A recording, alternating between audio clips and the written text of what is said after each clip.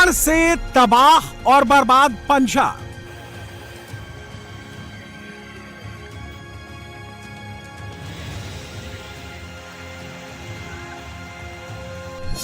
पाकिस्तान से आए पानी को रोकने के लिए बनाया बांध। अब मैं आपको सामने तस्वीर दिखाऊंगा। ये सामने जो आप तस्वीर देख रहे हैं, ये दरअसल पाकिस्तान की पोस्ट है। बंकर्स नजर आ रहे हैं। यहाँ पे पाकिस्तान के रेंजर्स जो हैं वो यहाँ पर रहते हैं। आम लोग बढ़ा रहे हैं मदद का हाथ।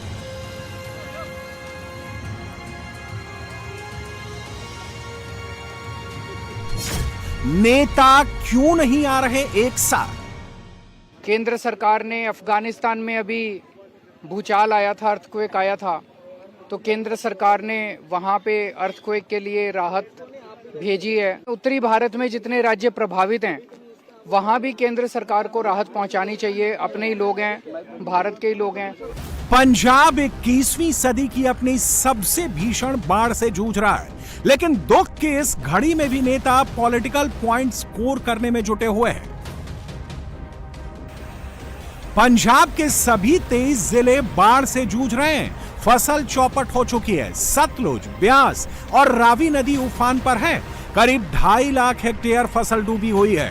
धान की पकी फसल बर्बाद हो चुकी है। फिरोजपुर, फाजिल्का और अमृतसर जैसे पाकिस्तान की सीमा से लगते जिले हों या पंजाब के अंदरूनी शहर, बाढ़ के पानी ने किसी के साथ भेदभाव नहीं किया। हर शहर और ज्यादातर गांव पानी में डूबे हुए हैं। बाढ़ की मार इतनी व्यापक है कि सरकारी मदद का हर जगह पहुंच पाना मुमकिन नहीं है। ऐसे में अब लोग खुद ही एक दूसरे की मदद में जुटे हैं। पानी को रोकने के लिए बांध बनाने की यह तस्वीर फिरोजपुर जिले की है। मिट्टी और रेत की बोरियों से पानी को रोकने की कोशिश की जा रही है। खास बात यह है कि यह पानी पाकिस्तान की तरफ से पंजाब में आ रहा है। पाकिस्तान भी इस वक्त भयंकर बाढ़ से जूझ रहा है। ये जो आप फेंसिंग यानी तारबंदी देख रहे हैं, ये भारत और पाकिस्तान की सीमा है। पाकिस्तान की साइड पूरी तरह बाढ़ के पानी में डूबी हुई है, जबकि भारत की तरफ पंजाब में पानी को खेतों तक आने से रोक दिया गया है। फसल बच गई है और फसलों को बचाने का काम इसी बांध ने किया, जिसकी गांव वाले मरम्मत कर रहे हैं। सबसे पहले मैं तस्वीर दिखाता हूं अपने इंडिया की तरफ की। तो ये सामने आप लहलहाते जो खेत हैं वो यहाँ पर देख रहे हैं। ये भारत के खेत हैं जहां पर बिल्कुल फसल जो है धान की वो तैयार हो रही है और यहाँ पर लगातार पीछे आप देखेंगे तो कहीं पानी का नामो निशान नजर नहीं आ रहा है। और जिस जगह मैं खड़ा हूं यहाँ पर ये कच्चा बांध है जिसे धूसी बांध बोला जाता है। इसकी मुरम्मत का काम जो है वो गांव के लोग कर रहे हैं।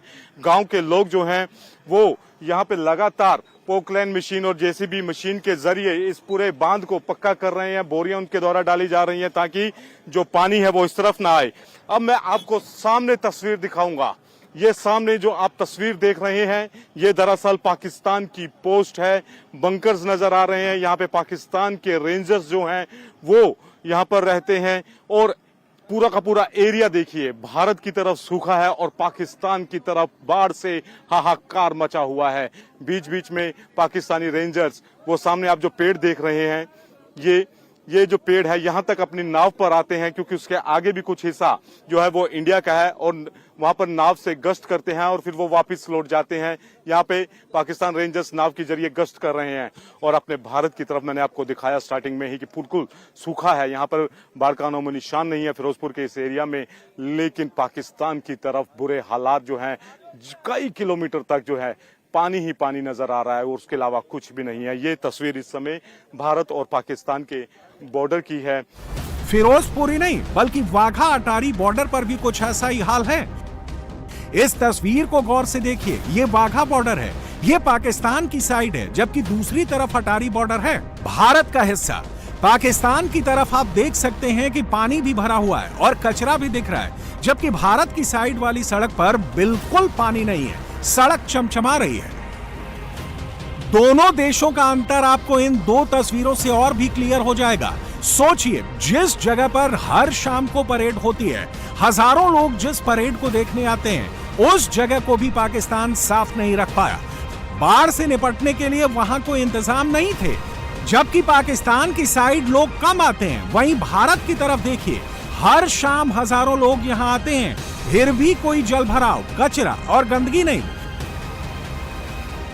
बाढ़ के संकट से जूझने में भारत और पाकिस्तान का यह अंतर सरकार के स्तर पर ही नहीं बल्कि लोगों के स्तर पर भी दिख रहा है। लोग सरकार के भरोसे बैठने की जगह खुद ही एक दूसरे की मदद कर रहे हैं। ये जानते हैं कि बाढ़ का पानी गांव या शहर में घुसने के लिए किसी का इंतजार नहीं करता, इसलिए सरकारी मदद की बजाय आसपास के गांव वाले ही मिलकर इसे रोकने का काम कर रहे हैं। उनका जज्बा देखकर अब दूसरे राज्यों से भी मदद उनके पास पहुंच रही है।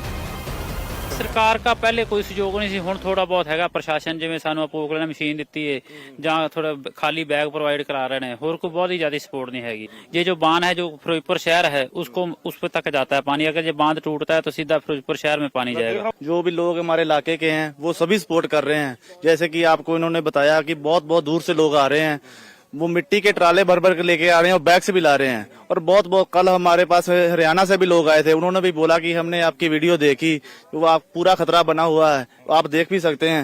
तो इसीलिए लोग बहुत दूर दूर से हमें मदद कर रहे हैं। पंजाब में बाढ़ से 23 जिलों के कुल 1902 गांव प्रभावित हुए हैं। 4 लाख से ज्यादा लोगों पर इसका सीधा असर हुआ है। बाढ़ प्रभावित क्षेत्रों से अब तक 21,000 लोगों को सुरक्षित जगहों पर पहुंचाया गया है। पिछले 24 घंटे में 6 और लोगों की बाढ़ की वजह से मौत हो गई। इसके साथ ही मरने वालों का आंकड़ा बढ़कर 43 हो गया है। सबसे दुखद बात यह है कि बाढ़ से इंसान ही नहीं बल्कि मवेशी पर भी इसकी मार पड़ रही है। हजारों पालतू पशुओं की मौत हो चुकी है। जो बचे हैं उनके लिए चारे की दिक्कत हो रही है। ऐसे में इंसानों के लिए अनाज के साथ साथ मवेशियों के लिए चारा जुटाना भी बड़ी चुनौती है। राहत की बात यह है कि लोग चारा लेकर भी आ रहे हैं।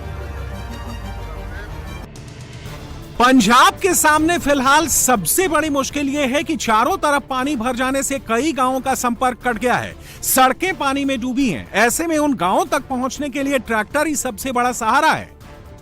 ट्रैक्टरों के लिए गांव तक रास्ता बनाना भी मुश्किल साबित हो रहा है। इस काम में गांव वालों की मदद आर्मी और एनडीआरएफ के लोग कर रहे हैं। पानी में मिट्टी और रेत की बोरियां डालकर रास्ता बनाया जा रहा है। इसके अलावा नदी का कटान रोकने के लिए भी इनकी मदद ली जा रही है। सेना के जवान बड़ी संख्या में रिलीफ एंड रेस्क्यू मिशन में जुटे हुए हैं। पंजाब में फिलहाल बारिश थमी हुई है। अगले 2-3 दिन भी मौसम साफ रहने का अनुमान है, जिससे राहत काम में तेजी आने की उम्मीद है। लेकिन बारिश की वजह से अलग अलग बांधों में जो पानी छोड़ा गया था उसे छोड़ा जा रहा है, जिससे जलस्तर फिर बढ़ जा रहा है। ये पानी सतलज नदी से आ रहा है और यहाँ पर पानी लगभग 15 से 20 फीट है। और जो गांव है, गांव में 8 से 10 फीट पानी भरा हुआ है। पीछे से अभी सूचना मिली थी कल की पानी 3,30,000 क्यूसेक छोड़ा गया है। तो इसलिए डीसी मैम ने यहाँ पे गांव के लिए अलर्ट कर रखा है कि आप बाहर निकलो सारे। गांव वाले अभी कल से जब डीसी मैम का भ्रमण गांव में हुआ है तब से गांव वाले लगातार बाहर आ रहे हैं। तो डीसी मैम ने अलर्ट किया है कि पानी आने वाला है, तो आप लोग जो बच्चे हैं, बुजुर्ग हैं, प्रेग्नेंट लेडी हैं, सारे गांव से बाहर निकलो और जो रिलीफ सेंटर बना रखे हैं सरकार में उसमें सारे रहें। बांध से पानी छोड़ना प्रशासन के लिए भी मजबूरी है, क्योंकि अगर पानी रिलीज नहीं किया जाता तो डैम पर प्रेशर बनेगा, जो बाद में भी बड़े संकट का कारण बन सकता है। पंजाब में बाढ़ की तबाही की सबसे बड़ी वजह है व्यास नदी का उफान। व्यास नदी ने इस बार इतिहास का रिकॉर्ड तोड़ दिया। भाखड़ा ब्यास प्रबंधन बोर्ड के मुताबिक इस बार ब्यास नदी में 11.70 बिलियन क्यूबिक मीटर पानी आया है, जो अब तक का सबसे ज्यादा स्तर है। इससे पहले 1988 में डैम में पानी का स्तर खतरनाक स्थिति तक पहुंचा था। तब करीब 10 बिलियन क्यूबिक मीटर पानी दर्ज हुआ था। भाखड़ा डैम का स्तर भी 1679 फीट तक पहुंच गया, जबकि 1988 में ये 1685 फीट तक चला गया था। पानी के दबाव को देखते हुए तकनीकी कमेटी ने डैम से 1.1 बिलियन क्यूबिक मीटर पानी छोड़ा, जिससे बाढ़ का खतरा और न बढ़े।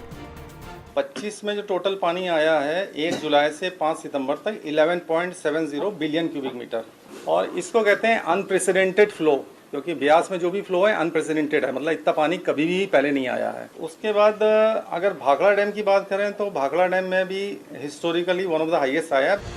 सेना और प्रशासन बाढ़ राहत के काम में जुटे हैं, लेकिन अपनी आदत के हिसाब से नेता इस पर भी राजनीति कर रहे हैं। कृषि मंत्री शिवराज सिंह चौहान ने कल अमृतसर और गुरदासपुर समेत कई बाढ़ ग्रस्त इलाकों का दौरा किया, लेकिन आम आदमी पार्टी के नेता कह रहे हैं कि दौरा करने से कुछ नहीं होगा। सरकार को पंजाब की मदद के लिए आर्थिक पैकेज का ऐलान करना चाहिए। पंजाब के मुख्यमंत्री भगवंत मान तो कहीं दिख नहीं रहे, लेकिन दिल्ली से आम आदमी पार्टी के नेता राहत सामग्री लेकर पंजाब पहुंच रहे हैं। अरविंद केजरीवाल ने कहा कि केंद्र सरकार ने भूकंप से प्रभावित अफगानिस्तान में तुरंत मदद भेज दी, लेकिन पंजाब के लिए अभी तक कुछ नहीं किया। लेकिन किसानों को राहत पहुंचाने का एक अच्छा आइडिया कांग्रेस नेता प्रगट सिंह ने दिया। इस टाइम पूरा उत्तर भारत, जम्मू कश्मीर, पंजाब, हिमाचल प्रदेश, दिल्ली, उत्तराखंड, ये पूरा का पूरा इलाका बाढ़ से ग्रसित है। तो हमारी केंद्र सरकार से भी निवेदन है कि जनता को राहत पहुंचाने के लिए जितना बन सके उतना काम करे। केंद्र सरकार ने अफगानिस्तान में अभी भूचाल आया था, अर्थक्वेक आया था, तो केंद्र सरकार ने वहाँ पे अर्थक्वेक के लिए राहत भेजी है। वो बहुत अच्छी बात है। पूरी दुनिया में कहीं भी आए तो इंसानियत के नाते हमें भेजनी चाहिए। और इसी तरह से अपने उत्तरी भारत में जितने राज्य प्रभावित हैं वहाँ भी केंद्र सरकार को राहत पहुँचानी चाहिए। अपने ही लोग हैं, भारत के ही लोग हैं, इनकी भी राहत के लिए इंतजाम किए जाने चाहिए। जो मुड़ब सेवा है ना, उसकी सबसे बड़ी प्रॉब्लम होगी, क्योंकि जितना दरिया से रेता आता है वो सारा जमीनों के ऊपर ही आएगा। और मैं तो ये सरकार से कहना चाहता हूं कि आप एक नोटिफिकेशन करके जो वाही लायक जमीन है वो किसान को खुद ही उसका रेता उठवा के, थोड़ी तो उसकी एक रिकवरी हो जाएगी, उसको पैसे मिल जाएंगे उससे, और दूसरा वो अपनी मेहनत से वो जमीन जो है वो दोबारा जो है खेती जोग बना लेगा। बाढ़ पर नेताओं की इसी राजनीति की वजह से लोग सरकारी मदद के इंतजार की बजाय राहत के काम में जुटे हैं। अब मौसम साफ होने से रिलीफ रेस्क्यू में तेजी आई है। दूसरे राज्यों से भी मदद पहुंच रही है। अब इंतजार है बाढ़ के पानी के उतरने का।